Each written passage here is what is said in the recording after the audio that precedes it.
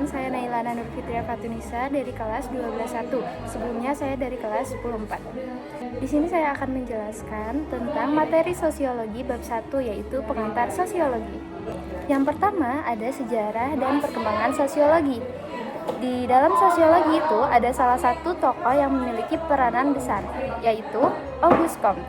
Sumbangan yang pertama adalah ilmu sosiologi itu harus didasarkan pada perbandingan, pengamatan, eksperimen, metode historis secara sistematis. Sumbangan yang kedua adalah mendorong perkembangan sosiologi yang dikenal dengan hukum kemajuan 3 tahap atau hukum kemajuan manusia. Hukum 3 tahap tersebut diantaranya ada teologi, metafisika, dan positif. Yang ketiga, Comte mengatakan bahwa sosiologi merupakan ratu ilmu-ilmu sosial. Dan yang terakhir, sosiologi dibagi menjadi 2 bagian, yaitu statika sosial dan dinamika sosial. Selanjutnya, apa sih sosiologi itu? Sosiologi itu berasal dari bahasa Yunani. Yang pertama ada sosius, yang artinya masyarakat atau sesama, dan logos, yang artinya ilmu atau cerita. Jadi, sosiologi itu adalah ilmu yang mempelajari tentang masyarakat.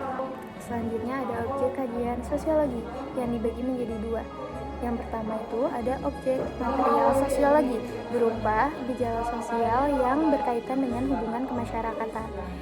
Kemudian objek material juga dibagi menjadi 2, ada yang fisik dan non-fisik. Yang fisik contohnya ada uang, makanan, atau gawai. Dan yang non-fisik contohnya ada aturan, ide, dan bahasa. Yang kedua ada objek formal. Sosiologi itu mempelajari masyarakat yang saling berinteraksi satu sama lain, sehingga interaksi dan komunikasi sosial itu dapat diposisikan sebagai objek formal sosiologi.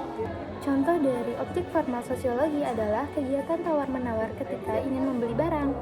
Selanjutnya ada ruang lingkup sosiologi. Yang pertama, peran dan kedudukan sosial individu dalam keluarga, kelompok sosial, dan lingkungan masyarakat. Yang kedua, perilaku anggota masyarakat dalam melakukan interaksi sosial yang didasari oleh nilai-nilai dan norma.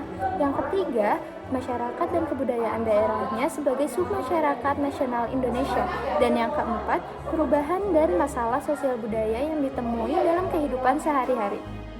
Selanjutnya saya akan menjelaskan tentang ciri-ciri sosiologi menurut Harry M. Johnson.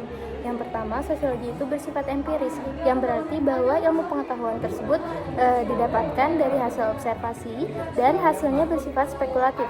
Yang kedua, sosiologi bersifat teoritis, yang berarti ilmu pengetahuan tersebut sudah berusaha untuk menyusun abstraksi dari hasil-hasil observasi dan menyusunnya menjadi teori.